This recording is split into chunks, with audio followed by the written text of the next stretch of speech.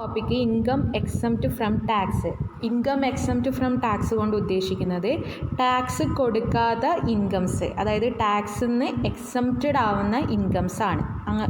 Okay, അതിൽ രണ്ടെണ്ണം ഉണ്ട്, രണ്ടായിട്ട് ക്ലാസിഫൈ ചെയ്യുന്നുണ്ട്. ഒന്ന് എന്ന് പറയുന്നത് ഇൻകം ഫുള്ളി എക്സംപ്റ്റ് ഫ്രം ടാക്സും, രണ്ടാമത്തത് ഇൻകം പാർട്ട്ലി എക്സംപ്റ്റ് ഫ്രം ടാക്സും.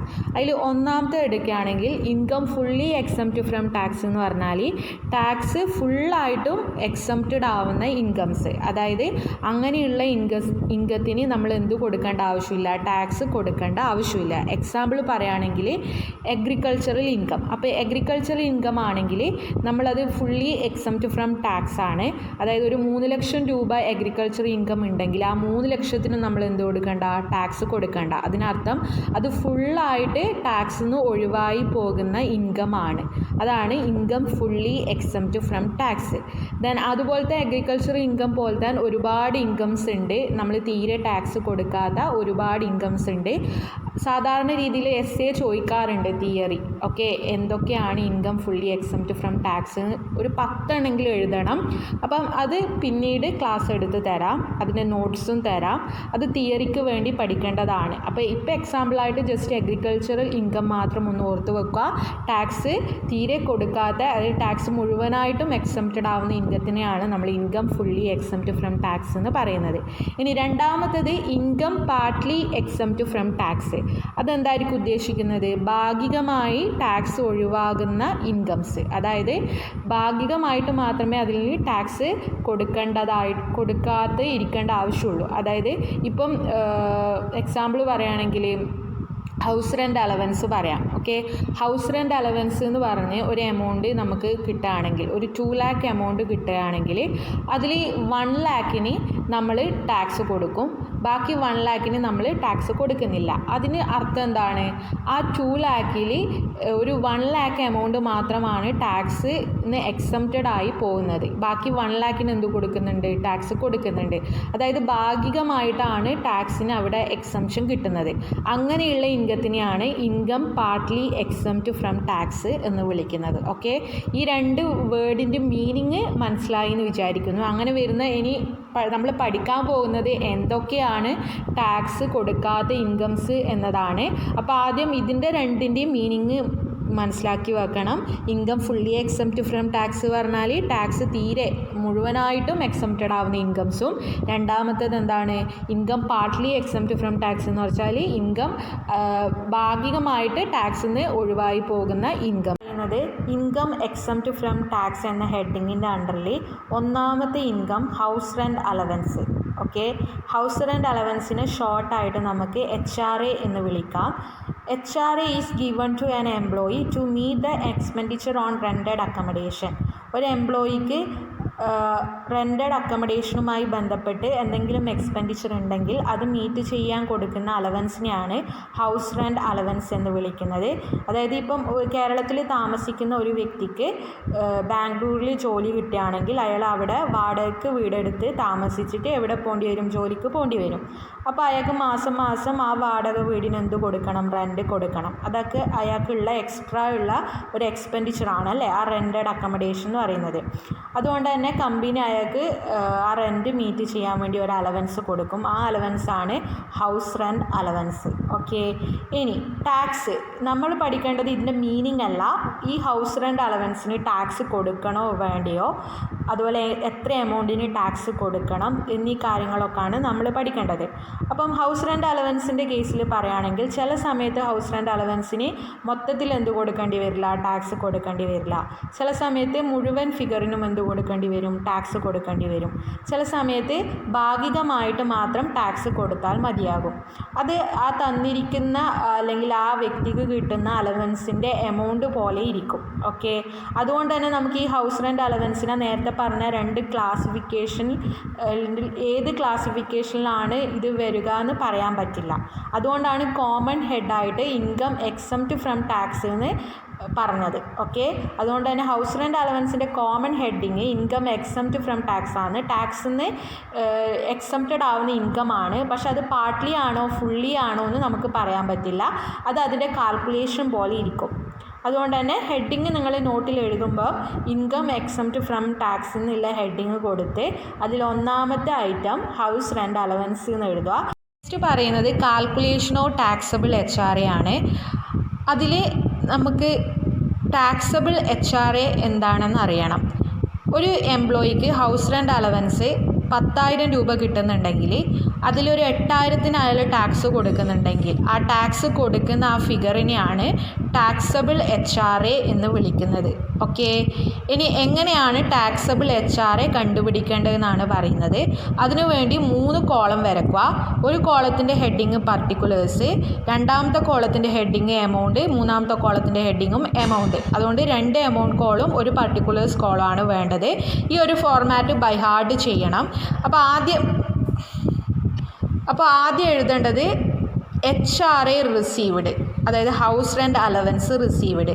അയാൾക്ക് കിട്ടിയ അല്ലെങ്കിൽ ആ ഒരു എംപ്ലോയിക്ക് കിട്ടിയ ഹൗസ് റെൻ്റ് അലവൻസ് എത്രയാണോ അതാണ് എഴുതേണ്ടത്. ഇതൊക്കെ നമ്മൾ ചെയ്യുന്നത് ആനുവലാണ് കേട്ടോ. ഒരു വർഷത്തേക്കുള്ള ഇതാണ് നമ്മൾ കാൽക്കുലേറ്റ് ചെയ്യുന്നത്. കാരണം നമ്മുടെ പ്രീവിയസ് ഇയർ ഏതാണ് 2020-21 ആണ്.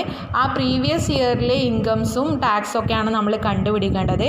അപ്പോൾ ഒരു വർഷമാണ് നമ്മുടെ കാൽക്കുലേഷന് വേണ്ടി എടുക്കേണ്ടത്.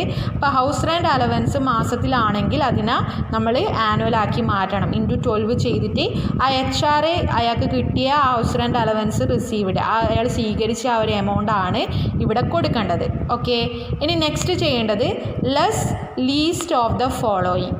ലീസ്റ്റ് ഓഫ് ദ ഫോളോയിങ് എന്ന് വെച്ചാൽ താഴെ കൊടുത്തിരിക്കുന്നതിൽ ഏറ്റവും കുറവ് എമൗണ്ട് ഏതാണോ അത് മൈനസ് ചെയ്യുക, ലെസ് ചെയ്യുക. ഏതിനോട്? ഈ കിട്ടിയ HRA റിസീവിനോട് ഈ പറയുന്ന 3 ഫിഗറിൽ ഏതാണോ ലീസ്റ്റ് എമൗണ്ട് അത് മൈനസ് ചെയ്യണം. അതാണ്. ഓക്കെ, കുറച്ചും കൂടി വ്യക്തമാവും. അപ്പം ആ ലീസ്റ്റ് ഓഫ് ദ ഫോളോയിങ്ങിൽ പറയുന്ന ആ ഫോളോയിങ്ങിലെ 3 കാര്യങ്ങൾ എന്താണെന്ന് നോക്കാം. അതിലൊന്നാമത്തത് actual amount received. Actual amount received എന്ന് പറഞ്ഞാൽ നിങ്ങൾക്ക് എത്രയാണോ HRA റിസീവ്ഡ് എന്ന് പറഞ്ഞ് ഒരു ഫിഗർ കിട്ടിയത്, അതായത് ഇവിടെ എത്രയാണോ ഫിഗർ എഴുതിയത് അത് തന്നെയാണ് ഇവിടെയും കൊടുക്കേണ്ടത്.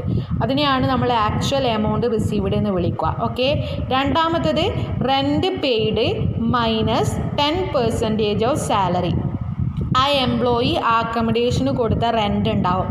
ആ റെൻ്റ് ഒരു കൊല്ലത്തെ റെൻ്റ് എടുക്കുക. അതിനെയാണ് റെൻറ്റ് പെയ്ഡ് എന്ന് വിളിക്കുന്നത്. Minus 10% of salary. എംപ്ലോയിക്ക് കിട്ടുന്ന സാലറി ഉണ്ടാവും. ആ സാലറിയുടെ 10% അല്ലെങ്കിൽ 10% കണ്ടുപിടിക്കുക. എന്നിട്ട് ഇത് എന്ത് ചെയ്യുക? മൈനസ് ചെയ്യുക. കിട്ടുന്ന ഫിഗറാണ് ഇവിടെ കൊടുക്കേണ്ടത്. ഓക്കെ, മൂന്നാമത്തത് 50% of salary in the case of accommodation at Calcutta, Chennai, Delhi and Mumbai. അതായത് ഈ പറയുന്ന കൽക്കട്ടയിലോ ചെന്നൈയിലോ ഡൽഹിയിലോ മുംബൈയിലോ ആണ് അയാൾ വാടകയ്ക്ക് വീടെടുത്തതെങ്കിൽ അങ്ങനെയുള്ള കേസിൽ അയാളുടെ സാലറിയുടെ 50% കണ്ടുപിടിക്കുക. അതാണ് ഇവിടെ എഴുതേണ്ടത്. ഇനി ഈ പറയുന്ന 4 സ്ഥലങ്ങളല്ലാതെ മറ്റുള്ള സ്ഥലങ്ങളിലാണ് അയാൾ അക്കോമഡേഷൻ എടുത്തതെങ്കിൽ 50% പകരം കാണേണ്ടത് 40% ആണ്. സാലറിയുടെ 40% കാണുക. എന്നിട്ട് ആ ഫിഗർ ഇവിടെ എടുക്കുക. ഓക്കെ, ഇതാണ് ഈ 3ൻ്റെയും എക്സ്പ്ലനേഷൻ. അപ്പം നമുക്ക് 3 ഫിഗർ ഇങ്ങനെ കിട്ടും. ഈ 3 ഫിഗറിൽ ഏറ്റവും കുറവ് ഫിഗർ ഏതാണെന്ന് നോക്കുക. അതാണ് ലീസ്റ്റ് ഓഫ് ദ ഫോളോയിങ് കൊണ്ട് ഉദ്ദേശിക്കുന്നത്. 3 എണ്ണത്തിൽ ഏറ്റവും കുറവ് ഫിഗർ ഏതാണെന്ന് കണ്ടുപിടിച്ചിട്ട് ആ ഫിഗർ ഇവിടെ എഴുതുക. ഓക്കെ, എന്നിട്ട് എന്ത് ചെയ്യുകയെന്ന് വെച്ചാൽ ഈ നേരത്തെ എഴുതിയ HRA റിസീവ്ഡിനെ കൊണ്ട് ഈ പറയുന്ന ലീസ്റ്റ് എമൗണ്ട് മൈനസ് ചെയ്യുക. അതായത് ഇതിൽ നിന്ന് ഇത് മൈനസ് ചെയ്താൽ ഒരു എമൗണ്ട് നിങ്ങൾക്ക് കിട്ടും. അതിനെയാണ് നമ്മൾ ടാക്സബിൾ HRA എന്ന് വിളിക്കുന്നത്. ഓക്കെ, ഇതാണ് ഫോർമാറ്റ്. പ്രോബ്ലം ചെയ്യുമ്പോൾ കുറച്ചും കൂടി ക്ലിയർ ആവും ഫിഗറെല്ലാം വരുമ്പോൾ.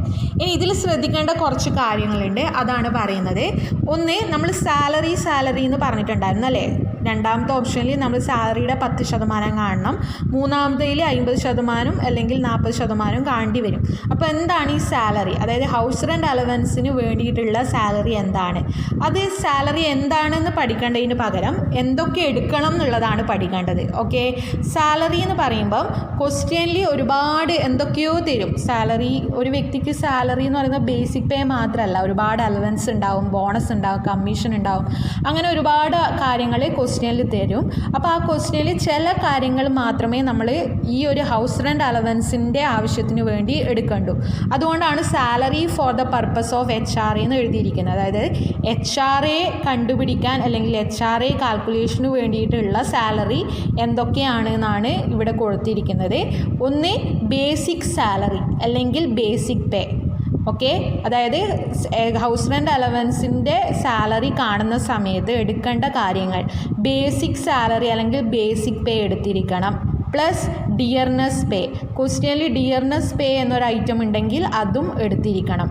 പ്ലസ് DA എന്ന് പറഞ്ഞാൽ ഡിയർനെസ് അലവൻസ് ആണ്. അതിൻ്റെ ഷോർട്ട് ആക്കിയിട്ട് DA എഴുതിയതാണ്. അപ്പോൾ ക്വസ്റ്റ്യനിൽ DA എന്ന് പറഞ്ഞിട്ട് ഫോമിംഗ് പാർട്ട് ഓഫ് പേ അല്ലെങ്കിൽ foaming part of salary or enter into retirement benefits or if the term of employment so provided. ഈ പറയുന്ന 3 ബ്രാക്കറ്റിൽ 3 or ഇട്ടിട്ട് 3 കാര്യങ്ങൾ പറയുന്നുണ്ട്. ഇതിൽ ഏതെങ്കിലും ഒന്ന് DAയുടെ കൂടെ പറയുന്നുണ്ടെങ്കിൽ മാത്രം DA എടുത്താൽ മതിയാവും. ഡിയർനെസ് അലവൻസ് എല്ലാ കേസിലും നമ്മൾ സാലറിയിൽ DA എടുക്കേണ്ട.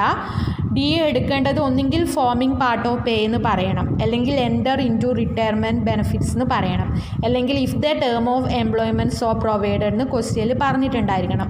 അങ്ങനെയാണെങ്കിൽ മാത്രം DA കൂടി എടുക്കുക. പ്ലസ് കമ്മീഷൻ പേഴ്സൻറ്റേജിൽ ക്വസ്റ്റ്യനിൽ തന്നിട്ടുണ്ടെങ്കിൽ അതും എടുക്കണം. അപ്പോൾ ഫിക്സഡ് ആയിട്ട് ഒരു എമൗണ്ടാണ് കമ്മീഷൻ തന്നതെങ്കിൽ എടുക്കണ്ട, പേഴ്സൻറ്റേജിലാണെങ്കിൽ തന്നതെങ്കിൽ മാത്രം എടുത്താൽ മതി. അപ്പം ഇതിന് വേണ്ടിയിട്ട് നമുക്ക് സാലറി കണ്ടുപിടിക്കണം. ആ സാലറിയിൽ വരേണ്ട ഐറ്റംസ് ആണ് ഞാൻ പറയുന്നത്. എന്തൊക്കെയാണ് സാലറിയിൽ വരേണ്ടത്? ഒന്ന് ബേസിക് സാലറി അല്ലെങ്കിൽ basic pay, 2 dearness pay, then DA ഒന്നെങ്കിൽ ഫോമിംഗ് പാർട്ട് ഓഫ് പേ എന്ന് പറയണം, അല്ലെങ്കിൽ enter into retirement benefits എന്ന് പറയണം, അല്ലെങ്കിൽ if the term of employment so provided എന്ന് പറയണം. ഇതിലേതെങ്കിലും ഒന്ന് പറയുന്നുണ്ടെങ്കിൽ മാത്രം DA എടുക്കുക. പ്ലസ് കമ്മീഷൻ പേഴ്സൻറ്റേജിൽ തന്നിട്ടുണ്ടെങ്കിൽ അതും എടുക്കുക. എന്നിട്ട് ഇതൊക്കെ ആഡ് ചെയ്തിട്ടാണ് നമ്മൾ സാലറി കാണേണ്ടത്. ഓക്കെ, ഇനി രണ്ടാമത്തെ നോട്ട്സ് എന്ന് പറയുന്നത് exemption on HRA is available in the case of an employee who pay rent. അതായത് റെൻ്റ് അടക്കുന്ന ഒരു എംപ്ലോയിക്ക് മാത്രമാണ് HRAയിൽ എക്സംഷൻ കിട്ടുക. അതായത് ഈ പറയുന്ന ഒരു എംപ്ലോയി റെൻ്റ് ഒന്നും പേ ചെയ്യുന്നില്ല. അതാണ് ഈ മൂന്നാമത്തെ നോട്ടിൽ പറയുന്നത്. If the employee who does not pay rent will get HRA, it is fully taxable. ഒരു റെൻ്റ് അടക്കാത്ത ഒരു എംപ്ലോയിക്കാണ് ഹൗസ് റെൻ്റ് അലവൻസ് കിട്ടുന്നതെങ്കിൽ ആ എംപ്ലോയി ആ കിട്ടിയ ഹൗസ് റെൻ്റ് അലവൻസിന് ഫുള്ളായിട്ട് ടാക്സ് കൊടുക്കണം. ഫുള്ളായിട്ട് ടാക്സ് കൊടുക്കണം എന്ന് പറയുന്നതിൻ്റെ അർത്ഥം എന്താണ്? അയാൾ മേടിച്ച ഫിഗറിന് അയാൾക്ക് എന്ത് കിട്ടുന്നില്ല? എക്സംഷൻ കിട്ടുന്നില്ല. എക്സംഷൻ കിട്ടുന്നില്ല പറഞ്ഞാൽ അയാൾ ടാക്സിന്ന് അയാൾക്ക് ഒരു എക്സംഷനും കിട്ടുന്നില്ല. അതായത് ഒരു ഇളവും അയാൾക്ക് കിട്ടുന്നില്ല. പകരം അയാൾ ആ കിട്ടിയ ഹൗസ് റെൻ്റ് അലവൻസിന് ഫുള്ളായിട്ട് ടാക്സ് കൊടുക്കണം. അതാണ് മൂന്നാമത്തെ നോട്ട്. ഈ മൂന്നാമത്തെ നോട്ടിനെ അഗ്രി ചെയ്തുകൊണ്ടുള്ള നോട്ടാണ് second note. Exemption on HRA is available in the case of an employee who pay rent. ഏത് എംപ്ലോയി ആണോ റെൻറ്റ് പേ ചെയ്യുന്നത് ആ എംപ്ലോയിക്ക് മാത്രമേ HRA എന്ന ഐറ്റത്തിന് ടാക്സിൽ എക്സംഷൻ കിട്ടൂ, ഇളവ് കിട്ടൂ. റെൻറ്റ് പേ ചെയ്യാത്ത എംപ്ലോയിക്ക് ഇളവ് കിട്ടില്ല. അങ്ങനെയുള്ള എംപ്ലോയി ഫുള്ളായിട്ട് ഹൗസ് റെൻ്റ് അലവൻസിന് എന്ത് കൊടുക്കണം? ടാക്സ് കൊടുക്കണം. അതാണ് 2ഉം 3ഉം നോട്ട്. നാലാമത്തെ നോട്ട് എന്ന് പറയുന്നത് if the employee pay rent which is less than 10% of salary, HRA is fully taxable. ഒരു എംപ്ലോയി അടക്കുന്ന റെൻറ്റ് സാലറിയുടെ 10% കുറവാണെങ്കിലും ആ കിട്ടിയ ഹൗസ് റെൻ്റ് അലവൻസിന് ഫുള്ളായിട്ട് ടാക്സ് കൊടുക്കണം. ഇത് നിങ്ങൾക്ക് കൺഫ്യൂഷൻ വരേണ്ട ആവശ്യമില്ല. ഇത് ഞാൻ പ്രോബ്ലം ചെയ്യുമ്പം ഒന്നും കൂടി വ്യക്തമാക്കി തരാം. ഓക്കെ, അന്നേരം ക്ലിയർ ആവും. അതായത് ഏതൊരു എംപ്ലോയിക്ക് റെൻറ്റ് കിട്ടുന്നോ ആ എംപ്ലോയിയുടെ റെൻറ്റ് സാലറിയുടെ 10% കുറവാണെങ്കിൽ ഹൗസ് റെൻ്റ് അലവൻസിന് ആ വ്യക്തി ഫുള്ളായിട്ട് ടാക്സ് കൊടുക്കേണ്ടി വരും. ഇത് പ്രോബ്ലത്തിലൂടെ തെളിയിക്കുമ്പം കുറച്ചും കൂടി ക്ലിയർ ആവും. ഇപ്പം നിങ്ങൾ പഠിക്കേണ്ടത് HRA റെൻറ്റ് അടക്കാത്ത ഒരു വ്യക്തിക്ക് HRA കിട്ടിക്കഴിഞ്ഞാൽ ആ ഹൗസ് റെൻ്റ് അലവൻസിന് ഫുള്ളായിട്ട് ടാക്സ് കൊടുക്കണം. ഈ ഒരു ഫോർമാറ്റിൻ്റെ ഒന്നും ആവശ്യമില്ല. റെൻറ്റ് പേ ചെയ്യാത്ത ഒരു എംപ്ലോയി ആണെങ്കിൽ അതിന് ഫുള്ളായിട്ട് ടാക്സ് കൊടുത്തോളുക. ഇനി ടാക്സ് ഇളവ് കിട്ടുന്ന ഒരു എംപ്ലോയിനെ സംബന്ധിച്ച് നമ്മൾ ഈ ഫോർമാറ്റ് ബൈ ഹാർട്ട് ചെയ്യുക. എന്നിട്ട് സാലറിയിൽ ഏതൊക്കെ ഫിഗർ വരും എന്നുള്ള കാര്യം പഠിച്ചു വെക്കുക.